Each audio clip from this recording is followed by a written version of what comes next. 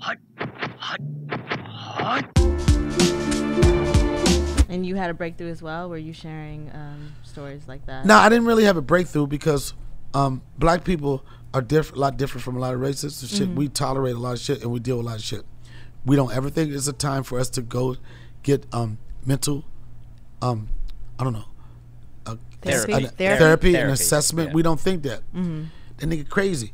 Yes, you might think it's crazy, but why? He has issues. Why? We like this. Nigga, you don't need to. You gonna spend that money on a psychiatrist? Yo, go get a bag of weed. But I think you're ready to unpack some things. I think you're in a space where you've been exposed to different things and different experiences where you would put yourself in a position to talk to a therapist. I think. I don't want to talk to a therapist. I think you would be ready to if you had to. The thing about therapy that people don't understand, it's just a conversation with someone who like knows behavioral patterns, and even in good times, it's. And I understand that, and I understand it's that amazing. I understand people need to seek help because they're trying to get somewhere else. Like, but I really feel like in my life right now, like it's nothing. Right.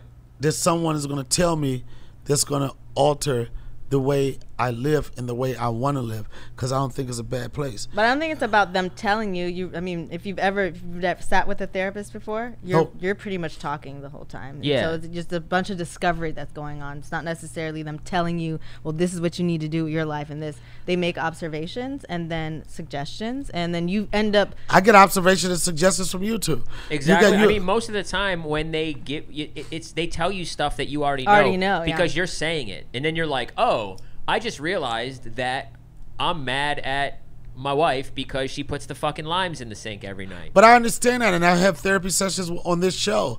There's Definitely. times you've said something, and Jivanta has said something, and I listen to it like this.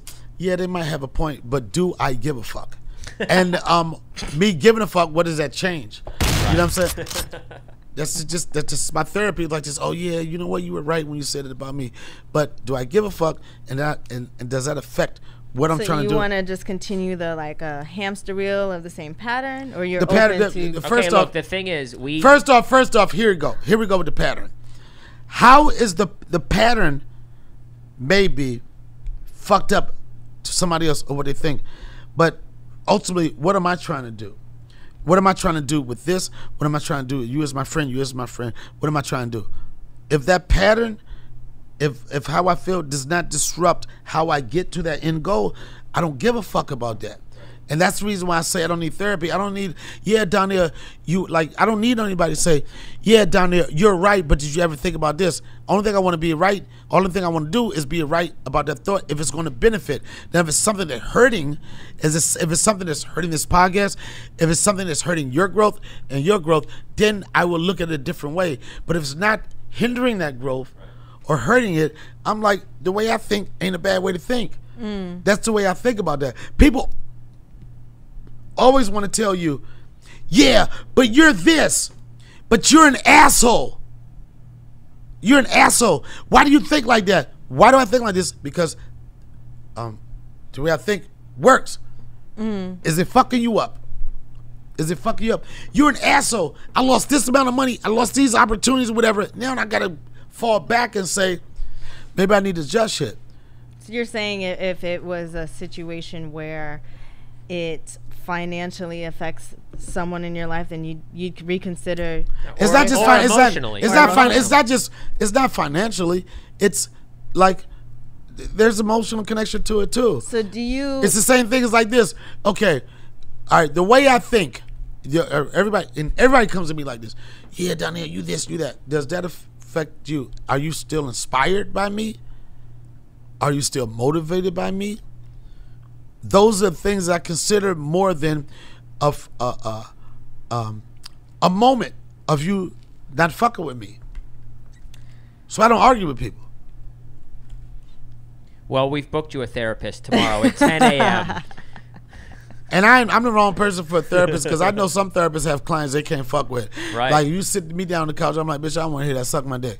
All right, you want to really help me with my problems? Do that. That's the release I think that's I need. Like self-sabotaging, because like not being open to growth and where's the just growth? Where do I need your to mental grow? health, like Well, I don't want to get into what I'm saying is like the whole thing. I understand keeping your mental mentally healthy. Okay, but who says you're mentally ill?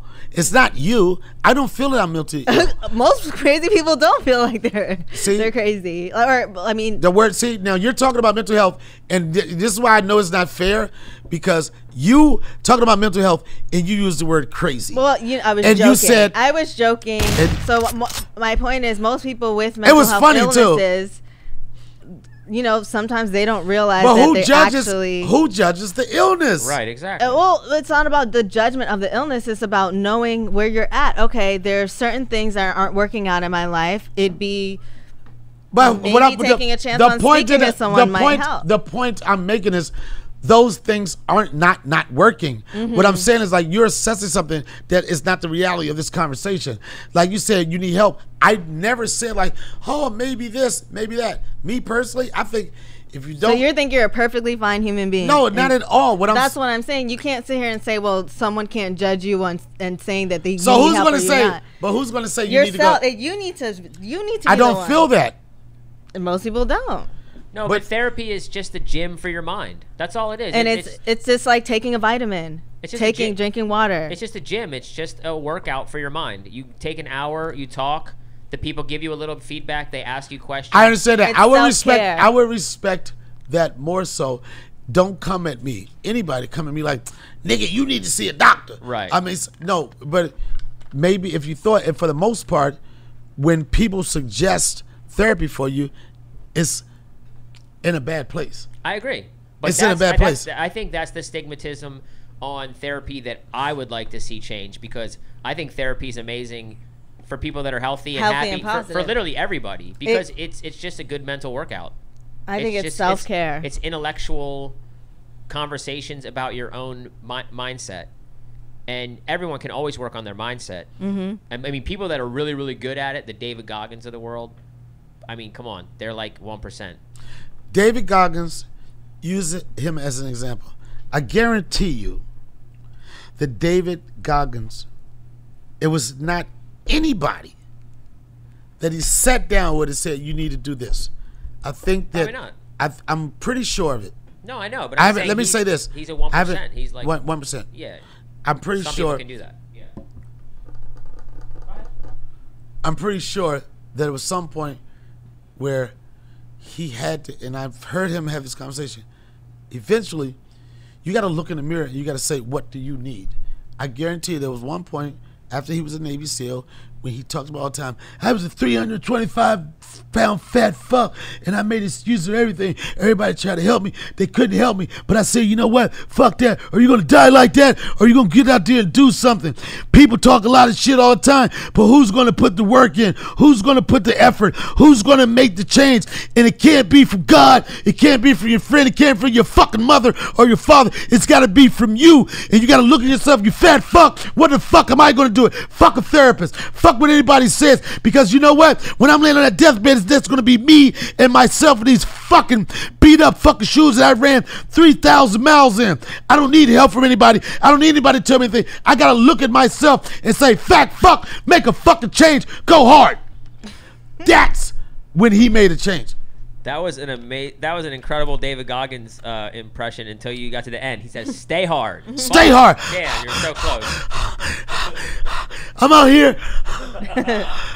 I'm out here in the morning, and you're asleep. And you know what the fuck I'm doing while you're sleeping? I'm awake because I told myself the only way I can do this if I do it my goddamn self. I can ask you for help. You're not gonna do it. Sure, I did Joe Rogan's show.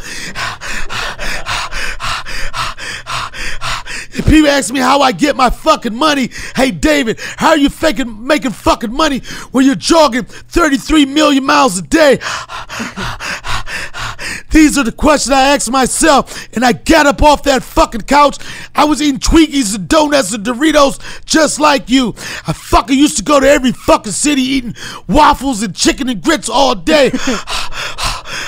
But that was going to get my body down to -% fat. No, I had to say,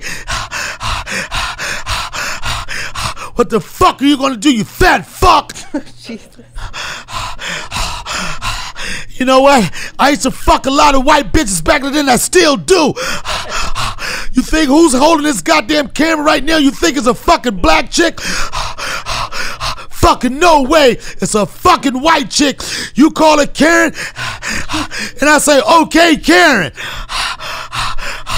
For one thing, she gets up early in the morning and she fucking makes me fucking cottage cheese and arugula, and I eat salmon and shit like that because I don't want to be a fat fuck.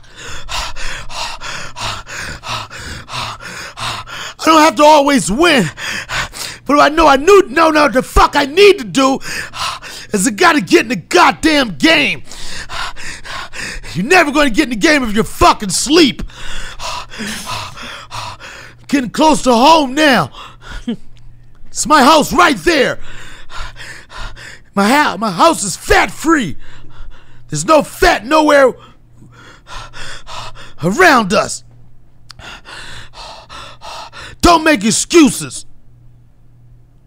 Stay hard. Yes. That was great. Hell yeah. But it was a joke. But I understand. There's some people. Here's the thing. Some people need help. Mm-hmm. I'm not saying I'm one of those people. Mm-hmm. Some people need a certain push. But here's my thing when it comes to mental health and everything. I know it's serious. It's very serious in the black community. Mm-hmm. But what I'm finding happening is that it's almost like the end thing to do. What do you mean by the end thing to do? If you want some attention brought to you or your brand or your personal life, mental health is real. I'm seeking help. It's becoming profitable. Yeah. It's true. I'm telling you. Yeah. Yeah. Okay. Your thought. My thought is it can be in the back burner, but it should be the forefront. That's so not the. It could be profitable. It's everyone's leaning back on mental health. I know, but just like what you're just saying, you said it's in like what I'm saying is that exists, and you're saying it could be, and I'm explaining my scenario on my one part of it, yeah. Not one part of it, my opinion of it. Okay. And my opinion of it is that I get that some people need help. Some people are, like mentally challenged and all of that type of shit. I understand that. But I also know that it's becoming the cool, it's becoming the cool way to get attention. On social media? In what regard? That's what I'm asking. How is it becoming the cool way? In what way? Social media, not on social media, on acceptance. It's like, oh shit, I want to be the cool kid. You know what? What's the conversation? One of the cool, I believe it's coming to it's not, everything's not real about it. You have some people that dabble in different sexual lifestyle because it's the cool shit. That's the hot shit. You know what I'm saying? You have people, even when it comes to, and I'm not just discrediting or taking away from anybody that's really dealing with mental issues, but it's so cool to be able to say, yeah, I've had mental issues. Yeah, mental health is real. I see some people. Well, in my opinion, it's just people are being more open about it. In my opinion, people are actually expressing because more people are talking about it, so people are feeling more comfortable on speaking on mental health. That's my opinion. Influencers, celebrity, women, they're just feeling more empowered to speak on mental health. That's my opinion. And also to speak on it, and I also know those same people that you're speaking of, some of them feel empowered because they are the wave and they're down with something that everybody's down with. Everybody's going to jump the bandwagon. You got motherfuckers that start nonprofits. Not to say that it's some real shit or it's not some real shit, but you got some motherfuckers like this. Oh, this is the hype shit to do. This is cool shit to do. Yo, I'm crazy. I'm crazy too. All the flights are on the crazy motherfucker, and everybody is not fucking crazy. I don't know about that. Maybe they are. I don't know. I don't know if I can agree on that. But I see what you're saying.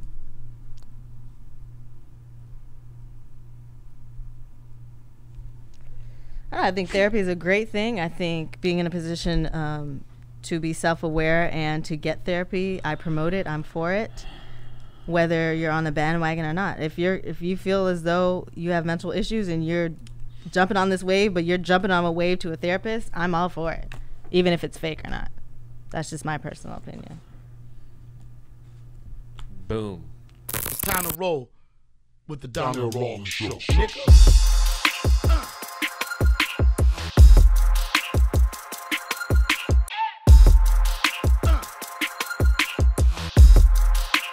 Donnell Rawlings Show.